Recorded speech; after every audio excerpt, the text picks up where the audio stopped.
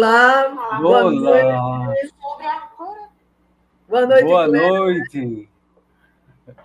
Boa Boa noite, noite a todos, Jussara. todas, todo mundo que está aqui. Que prazer enorme, Cléber, estar com você novamente. Pois é, Sara, é uma saudade grande, né? Imagino que também as pessoas que nos acompanham, né? Nessas nossas conversas, esses Sim, últimos anos, sim, é uma alegria para a gente poder estar de volta, né? Mas também acredito para as pessoas, né? Que sim. esperam então, dar continuidade a esse momento de encontro, de conversa, de uma boa conversa sobre assuntos tão importantes, né? Uhum. Como esse que nós vamos estar tratando hoje, né? Isso é muito bom. Quero dizer que eu estou falando de João Pessoa, né? As pessoas me perguntam onde você está. Eu sou em João Pessoa, a Jussara está em Recife, né? Na grande Recife, Sim, não é e Grande Recife, também é Paulista. em Paulista. E também seria interessante saber das pessoas que estão nos acompanhando no decorrer da programação, né?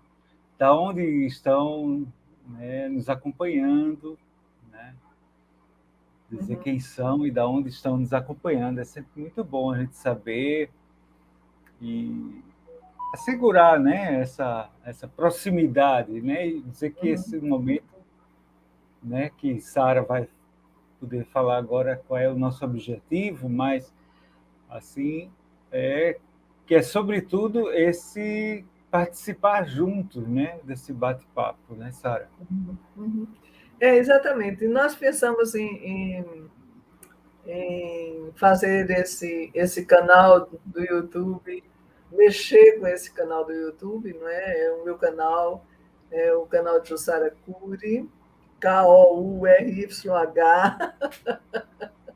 Para quem não me conhece, né? Pedindo que vocês se inscrevam, que vocês curtam, que vocês compartilhem, porque é uma forma da gente chegar a tantas outras pessoas que não vão poder estar aqui nesse momento, né?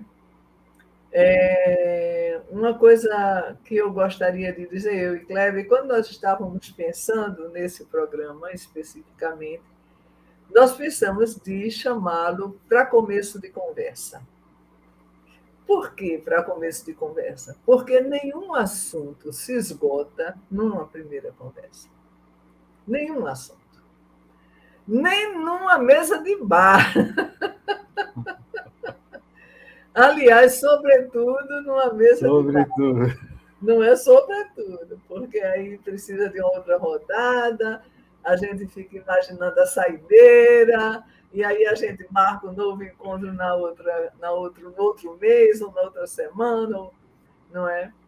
Então, e aí é um começo de conversa. É um começo de conversa sobre os vários assuntos, assuntos que nos incomodam, assuntos que nos trazem alegrias, assuntos que nos trazem preocupações, não é? E vamos fazer esse encontro com vocês quinzenalmente, sempre nas quartas-feiras, às 8 horas da noite. E aí eu já vou adiantando uma volta que vai vir na próxima quinzena, ou seja, de hoje a 15, mas a gente vai conversar sobre a Escola Santa Maria. Hoje, porém, depois Cleve vai falar um pouco mais sobre a Escola Santa Maria. Hoje, porém, a gente queria conversar com vocês de uma forma muito leve, se é que é possível conversar de forma leve sobre esse tema, dessas coisas que estão acontecendo nas nossas escolas. Não é nessa falta de respeito, nessa falta de respeito com os professores, respeito entre alunos, não é? A ponto de se chegar a extremos. Então, nós queremos conversar sobre isso, um pouco como é que está acontecendo, não é?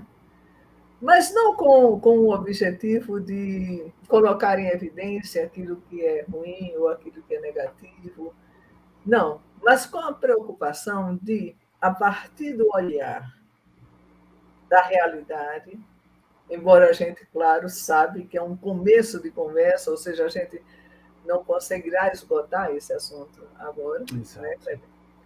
Mas, a partir disso, o que é que nós, enquanto cidadãos e cidadãs comuns, podemos contribuir junto à escola, junto à sociedade civil organizada, para que mude essa coisa, para que a gente retome a paz nas escolas, a paz nas relações entre alunos, professores, funcionários e comunidade no entorno da escola, né? Então, a gente hoje caminha por aí, a gente quer compreender um pouco como isso vem se dando e encontrar pistas para que a gente possa vislumbrar uma outra coisa, né? Exato. E é justamente a partir desse vislumbre de outras coisas que a gente pensou no dia 31 de maio, que é exatamente daqui a 15 dias, a gente conversar sobre a experiência da Escola Santa Maria, que está localizada na Mariápolis Santa Maria, em Igaraçu, né? Uma escola que começou na década de 60 e que vem construindo relações de paz entre todos. Exato. Eu gosto muito dessa ordem, né, que a gente foi, por acaso, aconteceu, né, porque a Escola Santa Maria vai ser justamente um contraponto, ou seja, uma experiência que não é de hoje, né, desde a década de 60, né, início dos anos 60, final, início dos anos 70, que traz nessa história, nessa bagagem, uma construção de cidadãos, de uma sociedade nova. Então, a gente tem pessoas, né, que hoje são alunos, né, que são professores, né, têm seus filhos e netos, talvez até, gerações que vivem com esse contraponto, ou seja, uma cultura da paz, né? Sobretudo essa a linha que a gente vai falar, justamente um contraponto à violência, né? Quando a gente fala da violência no ambiente escolar. Então, vai ser um momento muito bom. Quem assistir hoje, poder também no próximo dia 31, para a gente ver assim, olha, é possível, né? Vislumbrar.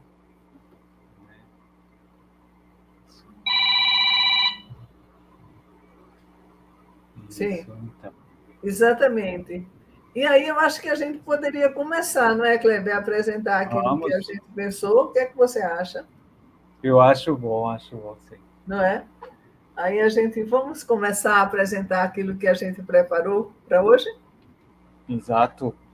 E aí a gente vai pedir ajuda ao nosso.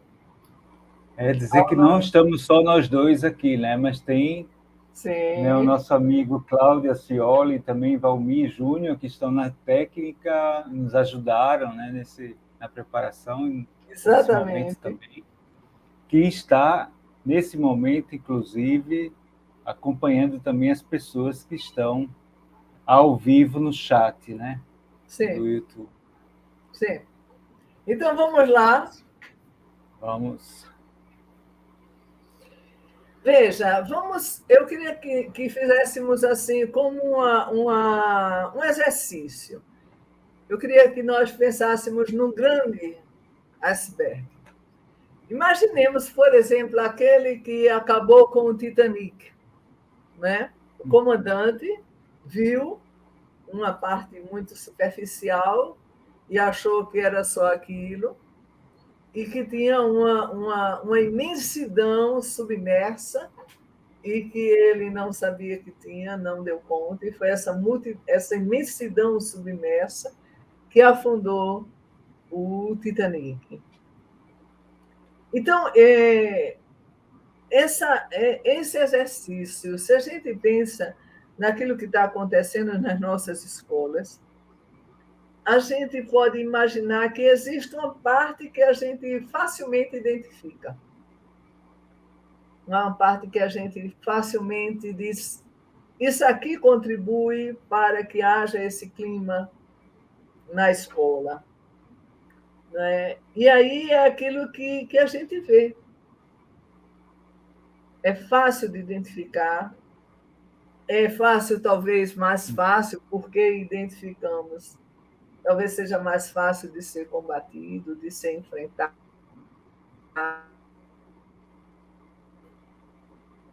A tentativa de se resolver se estabeleça. Mas existe aquele submerso, aquele que vai assim pelas entranhas, aquele que vai pelas raízes, né, e que vai formando atitudes que não são atitudes de paz, digamos assim. Né? E aí a gente queria fazer hoje esse exercício para ver se a gente consegue identificar o que é mais fácil de vislumbrar e aquilo que está submerso. Ou algumas coisas, não tudo, porque volto a dizer, vou dizer isso sempre, é apenas um começo de conversa. Cláudio? Isso. Então, né, Kleber, uma das pontas, uma das coisas que nos vem muito em mente é a questão do bullying. Do bullying, não é? Então, o bullying ele é uma coisa que... Eu sempre digo que o bullying é uma coisa que menospreza o outro, que é direcionada para diminuir o outro, a outra pessoa, que faz com que a outra pessoa se sinta um nada. Um nada. Então, nessa teia do bullying tem, no mínimo, 3 personagens: o agressor, a vítima e a testemunha. Aqueles que vêm e que, às vezes, por uma incapacidade, não conseguem reagir, não conseguem. Né? Exato. Né? Então, mas é, sobretudo, esse querer anular o outro, fazer com que o outro se sinta um nada. E aí existem vários tipos de bullying que a gente vai ver agora. Alguns desses tipos. Né? Então, no próximo slide, né? Isso. Então, veja. Existe o bullying, aquele verbal, existe o físico, existe aquele por escrito, existe o material, existe o moral, o social. E existe o psicólogo também, isso aí é a sua praia, não é, Cleber? Psicológico, exato. Que é afetado por tudo, né? Porque se eu trato o verbal, o físico, o moral, é tudo. A emoção é psicológico, né? Sim. Então é redundante dizer assim, porque realmente reforça muito essa questão psicológica. Né? Sim. Sim. E existe aquele que é super moderno, não é? Moderníssimo, Isso. que vai via os meios de comunicação, né? Então, vai via WhatsApp, vai via redes sociais, vai via, né? Todas essas outras coisas. E aqui estão, nesses meios que a gente tem hoje estão à disposição, estão também as fake news, né? Que é que entra também dentro dessa história do bullying. E lembrando que a fake news não é uma mentira propriamente dita, ou somente uma mentira, é a distorção de uma realidade. Exato. que é o que é mais grave. Então, eu pego uma realidade, eu distorço, e aí potencializo essa distorção até tornar essa distorção uma verdade absoluta. Então, digamos que alguém queira fazer bullying comigo, porque eu estou acima do meu peso, para não dizer que eu estou gorda. Então, essa é uma realidade, mas ele distorce essa realidade e faz com que eu me sinta tão incapaz de absolutamente tudo, porque eu estou acima do peso. Ele distorce.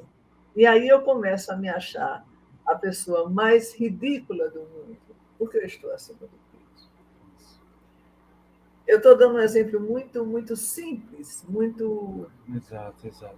Né? Mas para que a gente compreenda a dimensão destruidora, digamos assim, da fake news. E isso perpassa por todas as histórias. Né? Isso. Vamos lá, Cláudio.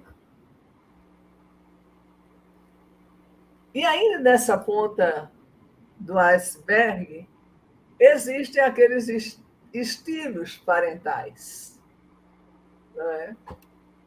Que é a relação entre, dentro, não é entre, mas é a relação no seio da família. E aqui eu acho que é importante a gente colocar que não importa o modelo da família. Não é, Cléber? Exato. Por que não importa o modelo da família? Porque família, eu entendo, como relações de afeto. Isso. É? Então, não importa se aquela família é composta por pessoas adotadas ou não adotadas, ou pessoas brancas, negras, casais homoafetivos, héteros afetivos. Isso.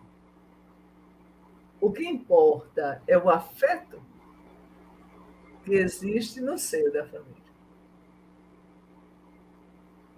Não é?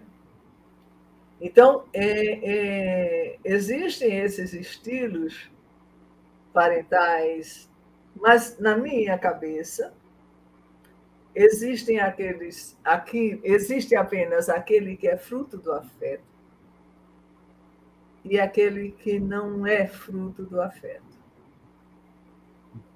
Às vezes a gente pensa que ama demais o filho e não dá limite, por exemplo. E acha que amar é não dar limite. Ou a gente acha que dar limite significa espancar. Você percebe como a gente vai de um extremo para o outro?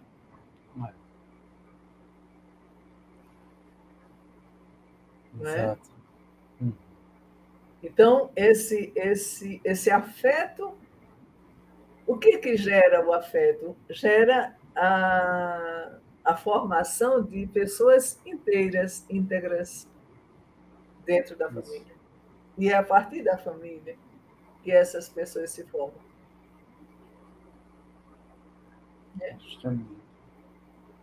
Bora lá, Cláudio? Eu estou aperreando muito, Cláudio. Então, existe... Aí é com você, viu, Kleber? Aquela coisa autoritária, participativa.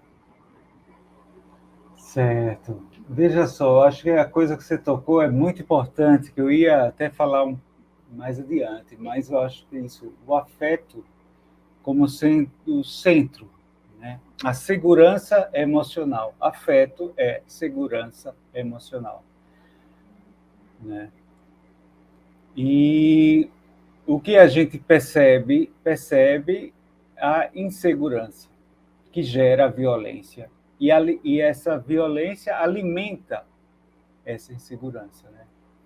Então, o que acontece? Nesses modelos parentais, que cada da gente pode contar na nossa história, o modelo da nossa família, o modelo da época, né? Hoje em dia, a gente pode dizer assim, mas não se cria filhos mais assim, como antigamente, não se faz.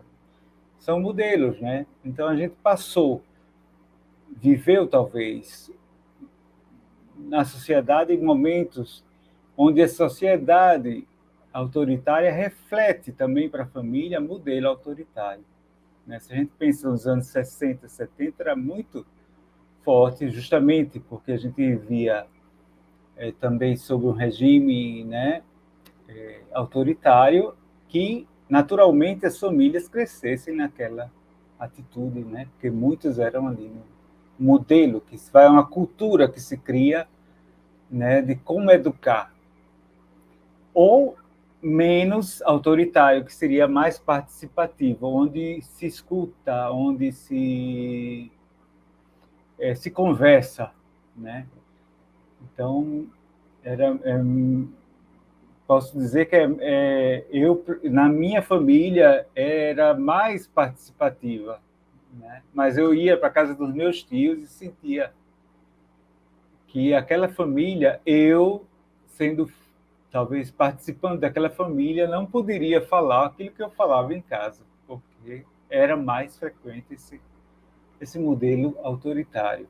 Então, a gente passou, de certa forma, de 8 a 80, também com relação à mudança de, de cultura, de educação, dizendo agora vamos tirar tudo aquilo que é autoritário e vamos fazer tudo mais participativo, né? Vamos dar mais protagonismo à família, protagonismo aos filhos. E a gente não entende como fazer isso. Então a gente passa do autoritarismo ao permissivismo, né? Onde tudo é permitido, onde nada era permitido quanto autoritário, agora tudo é permitido, né?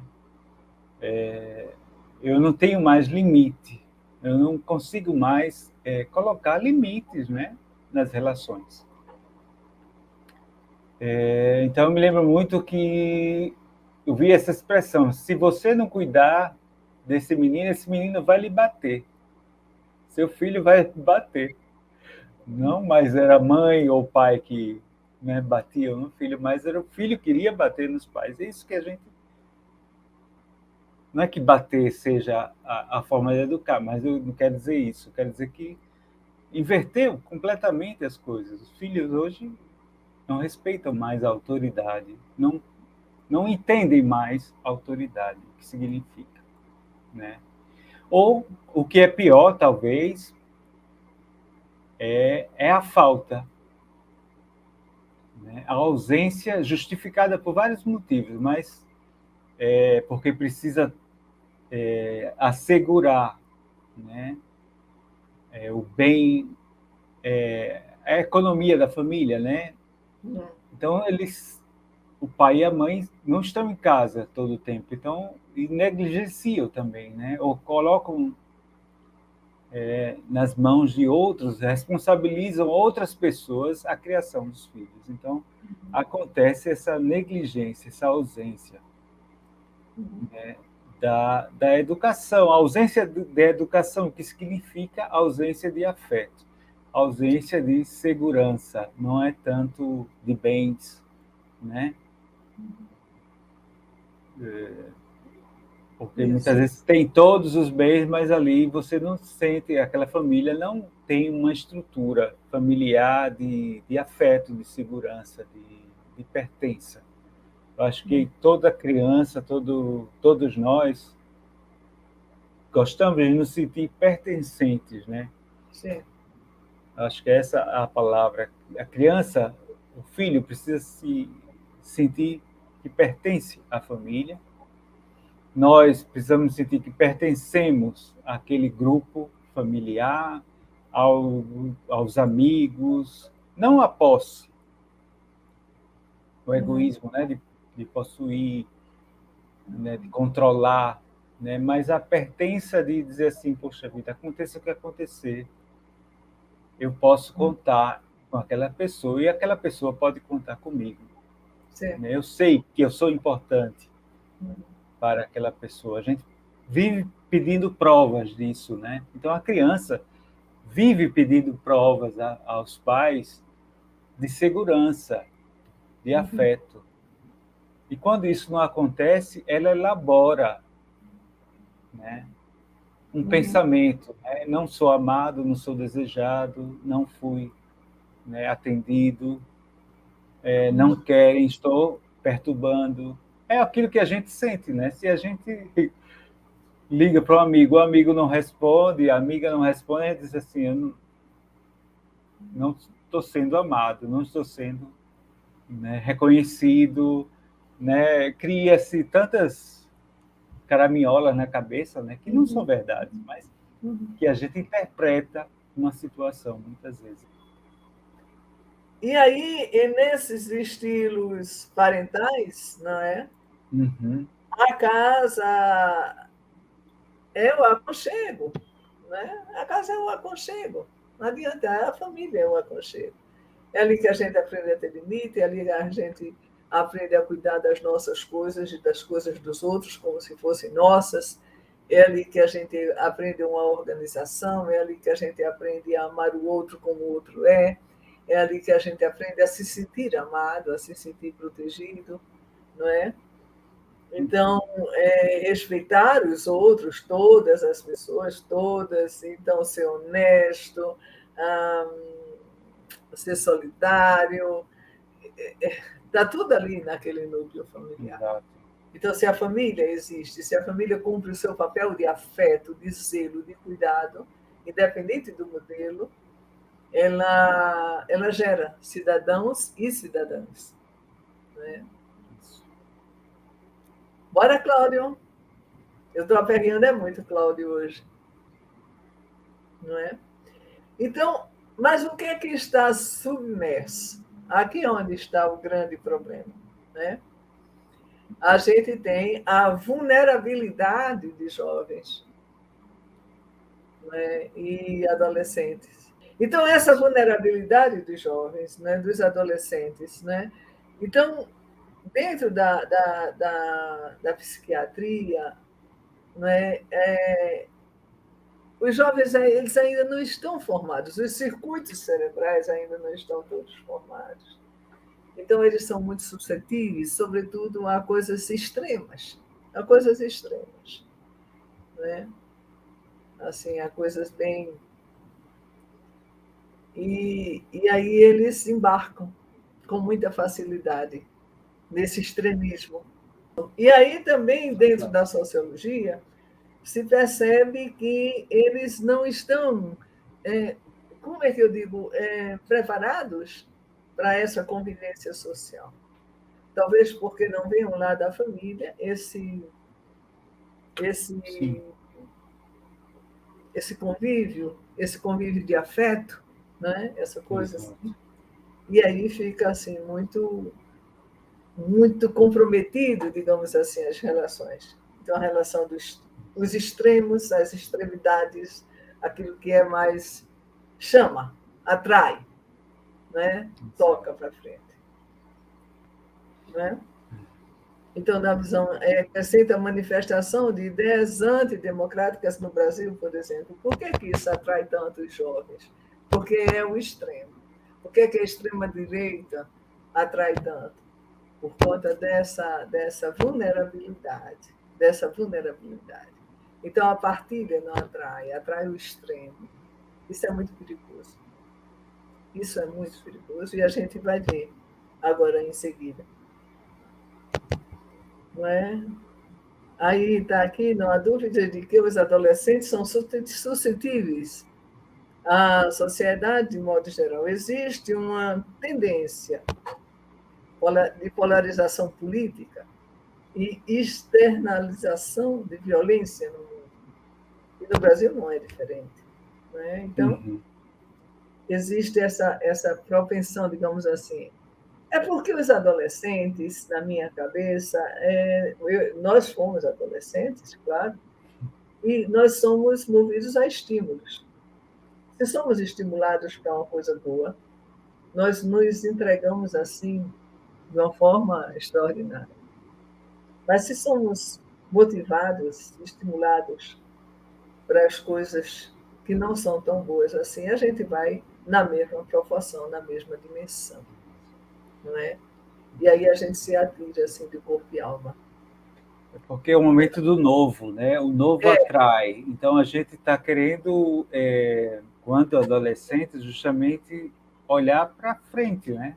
sim, Minha sim, vida daqui para frente. Eu já sei o que eu vivi até então, quanto criança, mas agora eu não sou mais criança, mas também não sim, sou adulto. sim, Então eu não quero mais essa vida de criança, que significa essa atenção, sim. talvez em determinados, né, momentos da família, muito em cima de mim. Eu quero fazer a minha vida, né? Uhum, Começar, né, a ser dono do meu nariz. Então, acho que uhum, até como negação, né? A gente começa a negar tudo aquilo que a gente recebeu até então, em busca de uma síntese, né, sim, daquilo que será a nossa vida. Então, a gente começa a negar o amor da nossa família em busca de outros amores que depois a gente faz a síntese lá na frente, né? sim, Ou sim, da religião, enfim, a sim, gente quer sim, buscar o novo, né? E isso sim, atrai. Mas sim. nem tudo que é novo e que atrai. E a gente vai, né, Cleber? A gente vai. Vai, segue o estímulo, segue o estímulo que a Segue. gente recebe, né? Ok, Cláudio?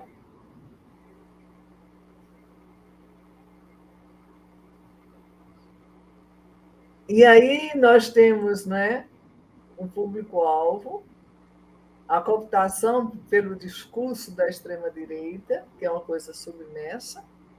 O público-alvo é justamente esses adolescentes, majoritariamente adolescentes brancos, héteros, porque se sentem poderosos, porque se sentem uma raça superior, não é? Um povo, a hegemonia Uhum. branca, não é? E os meios é o uso do humor, humor negro, humor, não humor negro, desculpe, mas humor macabro, depois o uso de uma linguagem própria, que gera violência, os jogos online que às vezes não são todos, evidentemente, mas que tem uns que são bastante violentos, enfim. Então tem todo um meios e métodos que vai envolvendo, que vai fazendo com que esse público-alvo seja cooptado por esse pessoal que de extremíssima direita, e pode ser também cooptado por uma extremíssima esquerda. Tanto um lado quanto o outro leva para uma situação de violência. Né? Os É, extremos, né? são os extremos, exatamente. Não é? E esses grupos online, sem restrição por parte das plataformas. E aqui nós temos aqui duas coisas, uma dita pelo nosso ministro da Justiça, o nosso Flávio Dino, e nenhum termo de uso. Ele disse com todas as letras na reunião que ele teve com os representantes de plataformas, nenhum termo de uso está acima da nossa Constituição. E o ministro Alexandre de Moraes, que disse que tudo aquilo que não é lícito no mundo real também não é lícito no mundo virtual. Então, existem também essa. E daí essa lei das fake news, que é uma pontinha de tudo que acontece nesse universo paralelo virtual. Né? Oi, Cláudio. E aqui eu queria que a gente pensasse nessa escalada da violência que se deu nesses últimos 6 anos no Brasil. Né? Então, nós temos o discurso de ódio, que foi muito forte durante todo esse período, sobretudo nos últimos 4 anos. Poderíamos repetir aqui milhões de frases, poderíamos dizer descrever outras tantas ações que focaram nessa violência, assassinatos, inclusive, numa festa de aniversário, ali em Foz do Iguaçu. Poderíamos dizer tantas coisas dentro desse discurso de ódio, né, que deveria ter sido morto mais de 30 mil pessoas, que a exaltação a torturadores. Uhum. Então, esse discurso de ódio que foi, né, e que, de uma forma que não se explica, invadiu também algumas igrejas neopentecostais e algumas paróquias também da Igreja Católica, sobretudo esses dois, né, que nega substancialmente a mensagem de Jesus. Né? Depois nós tivemos uma exposição de armas em palanques de campanhas políticas. Não é? Metralhadoras, precisamos metralhados. Ensinando crianças a fazer arminha. Assim. Não é? Então, incutindo na criança que ela tem que ter uma arminha. Isso somente algumas coisas, assim. Exato. Porque não daria para a gente fazer tudo, não é, Cleber? Exatamente, sabe? Depois, a liberação que se teve do acesso às armas, se tinha tido uma política assim, muito séria de redução de armas de fogo na mão de civis, e aí se abriu tudo, com a desculpa de que eram colecionadores, né, os famosos CACs, e aí se tirou o controle da munição, todas essas coisas que vocês sabem e que nem preciso dizer porque tem tudo isso. Né? Depois a abertura, assim, de uma forma alargada, para não dizer outra coisa, dos clubes de tiros. E nesses clubes de tiros, nós vimos o Clube de Tiro Mirim. Quer dizer, crianças aprendendo a atirar. Mas isso aí era com a arma de pressão. Não importa. Estava aprendendo a atirar. Estava aprendendo a resolver as suas pendências, as suas coisas, sabendo que poderia pegar uma arma e atirar. Né? Então, e depois o aumento, claro, do ataque às escolas. Né? Exato. O levantamento feito pelo Sou da Paz, uma ONG do Rio de Janeiro, conclui que boa parte desses adolescentes que tentaram ou que efetivaram atos violentos dentro das escolas tinham nas suas casas acesso a armas. Então, nós estamos vendo que houve uma preparação, digamos assim. Some-se a isso, nesse contexto todo, aquela invasão que se deu nas escolas e que se disse que precisava filmar o professor, que ali precisava dizer que o professor isso, aquilo outro, que não podia ter uma escola sem partido, uma escola... Isso. E aí houve uma perseguição aos professores, aos profissionais da educação e a alguns ícones da nossa educação, como Paulo Freire. Não é? Então, todo um conjunto de ações, todo um conjunto de fatos, de acontecimentos que explodiram no aumento da violência dentro da escola. Exatamente. E aí a gente vai mostrar esse dado aqui, por exemplo, esse mapa. Vocês podem ver aqui aonde foi que teve mais, onde foi que teve menos. E aí a gente acrescentou aqui a esses dados estatísticos o que aconteceu na creche em Blumenau e depois o que aconteceu em outros 2 lugares, né? Para dizer o quanto, mas tem um outro mapa, um outro gráfico, né? Que mostra esse crescimento assim absurdo nesses últimos tempos.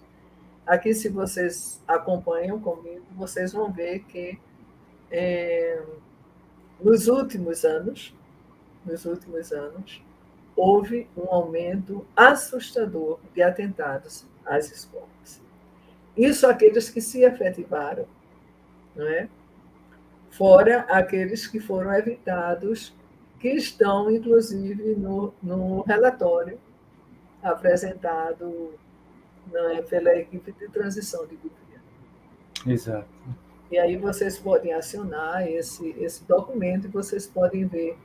Né? E a uma das últimas entrevistas a esse respeito do ministro Flávio Dino, ele disse que já tinham coibido, digamos assim, mais de 200 ataques que estavam sendo planejados e que já tinham apreendido algumas armas e que já tinham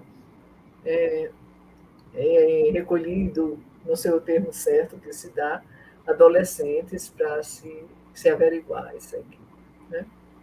Então, o que a gente percebe é que houve um estímulo à violência.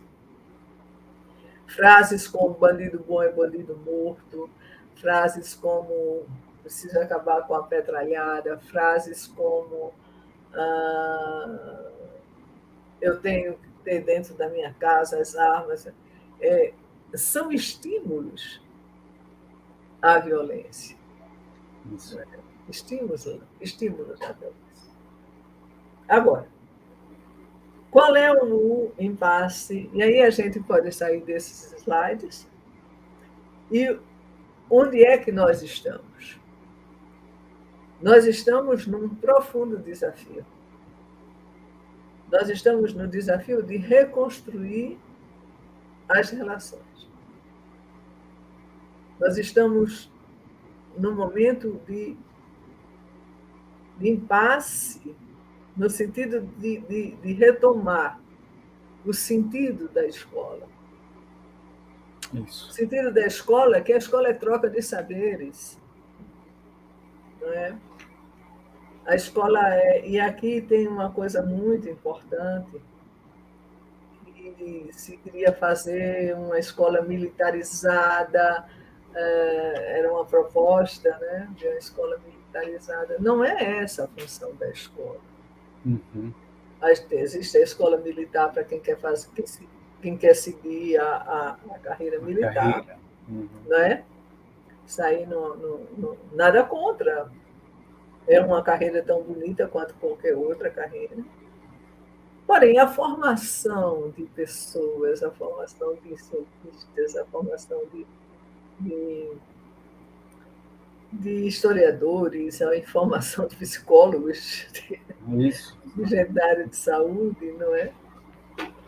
Precisa que tenha esse espaço.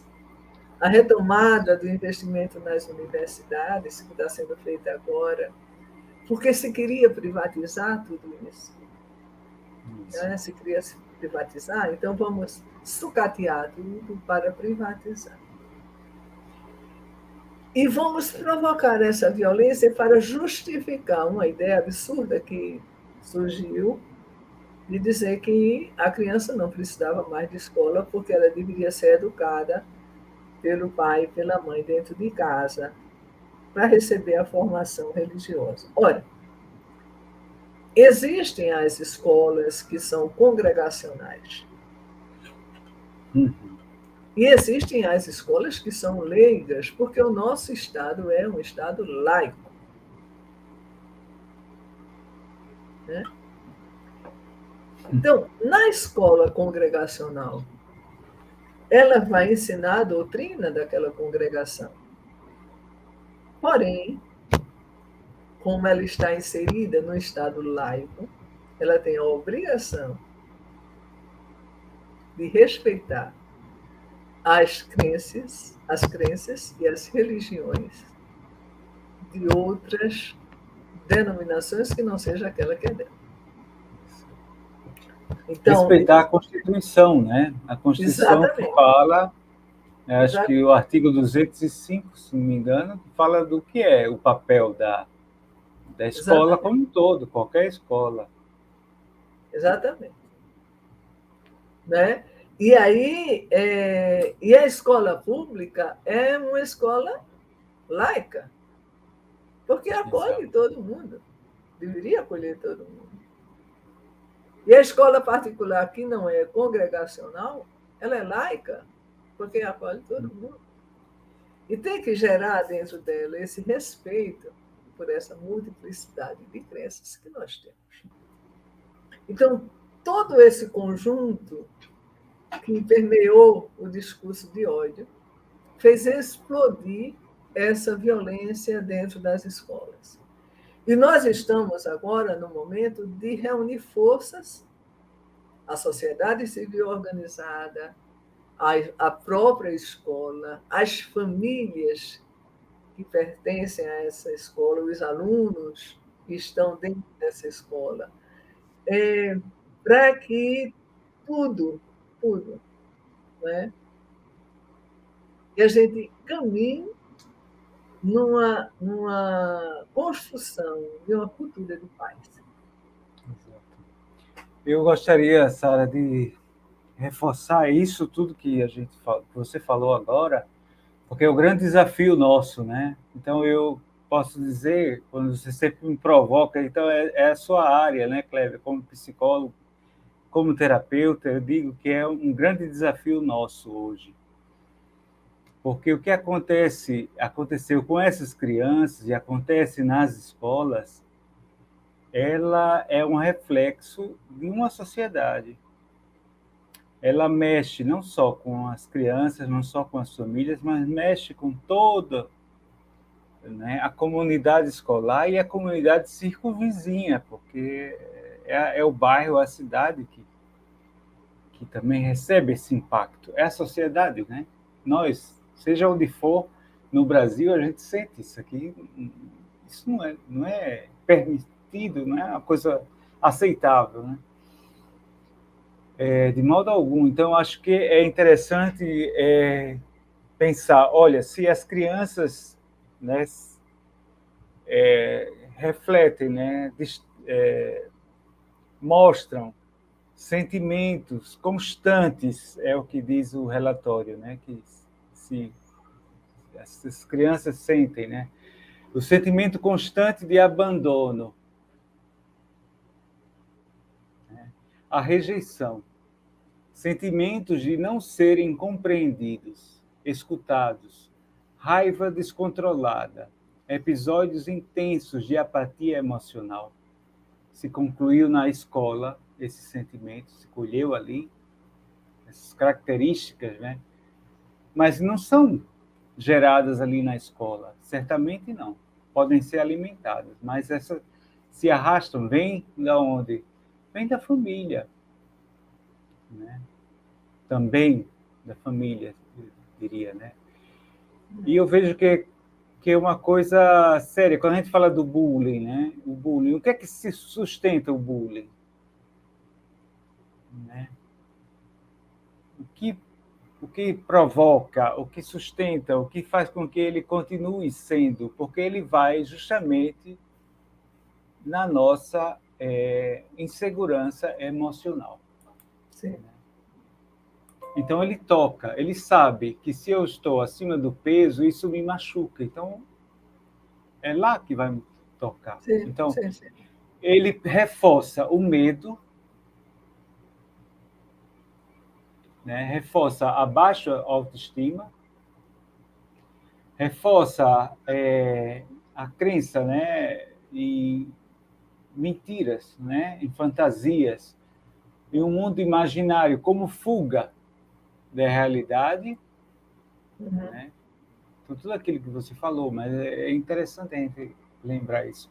Fragiliza, né, Sim, a pessoa e também o coletivo, sim, movimentos, né, sim. daqueles que se encontram, né, como minorias, né, e justifica, provoca e justifica o terror, a violência pela violência, Uhum, né, a necessidade de proteger-se, né, armados até os dentes, né. uhum. Outra coisa que eu vejo como sociedade, estamos todos nós vivendo isso, né? Isso acontece na escola, pode acontecer numa família, num ambiente de trabalho. Nós hoje, eu acredito, como nunca, temos um problema, né? Não aceitamos ser contrariados. Você já Sim, percebeu isso? sim.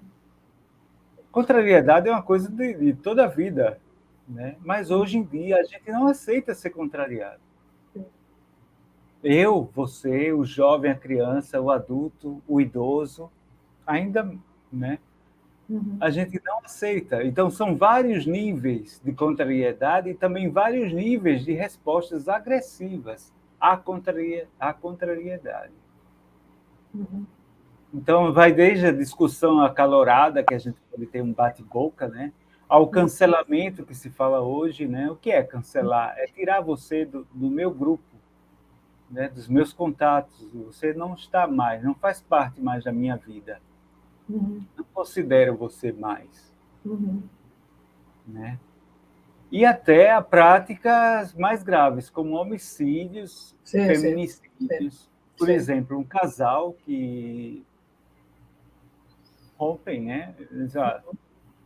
O nosso relacionamento acabou, sim. mas que não aceitam, um dos dois que não aceite o rompimento, acaba ter uma resposta grave, que é o Uhum. homicídio. Concluo dizendo isso aqui. Outra coisa ainda, né? A gente fala. Então eu vejo o quê? Essa sociedade, eu vejo avós, gerações, né, diversas. Então avós, né, que geraram pais inseguros, os pais inseguros que geram filhos inseguros, né? Então uma Uhum, sociedade insegura, insegura emocionalmente, uhum, porque é aquilo que uhum. você falou do afeto, Sim, resgatar o afeto. Como a gente sai dessa situação? uhum, Resgatando o afeto, sim, né? sim. E depois, Kleber, uma coisa que é importante, a gente já está caminhando para os nossos, Isso, né, nossos últimos minutos. Uma coisa que é importante é que a paz não é um sentimentalismo, não é uma coisa isso, abstrata, ela é concreta. Então, se eu quero estabelecer com você uma relação de paz, o primeiro ponto de partida é eu lhe respeitar como você exato. é. Então, isso é concreto, isso não é abstrato. Isso. É eu ser atenta às necessidades que você tem e eu me perguntar em que é que eu posso ser útil para você suprir essas suas necessidades. Isso é Exatamente. concreto, É, né? Eu me lembro muito de Cáritas, de Evangelina, a professora Evangelina, quando ela fala do amor, o quanto o amor é concreto, ela diz, basta pensar numa mãe que sai de madrugada com o filho doente nos braços, correndo para um pronto-socorro. Então, é a gente compreender que a paz é uma atitude concreta. Existem passos concretos no dia a dia, no cotidiano, né? E é isso, essa coisa concreta, essa educação para a paz que a gente vai conversar na próxima quinzena, no dia 31 de maio, com a Escola Santa Maria. Né? exato. Então, nós esperamos vocês nesse nosso próximo para começo de conversa, agradecendo a todos e a todas. Um abraço carinhoso. Agradecendo a você, Kleber. Isso, obrigado, Sara. Todas as horas. Agradecendo a Valmir Júnior, A Cláudio, né? Cláudia Acioli, não é? Isso. E dizendo que estamos contando com vocês no dia 31 de maio, às 20 horas. E quem quiser se inscreva no nosso canal, participe, comente, compartilhe. Estamos começando e vamos fazer uma caminhada muito bonita juntos. Isso. Obrigado, Priscila. Priscila, um cheiro. Boa noite, então, a todos.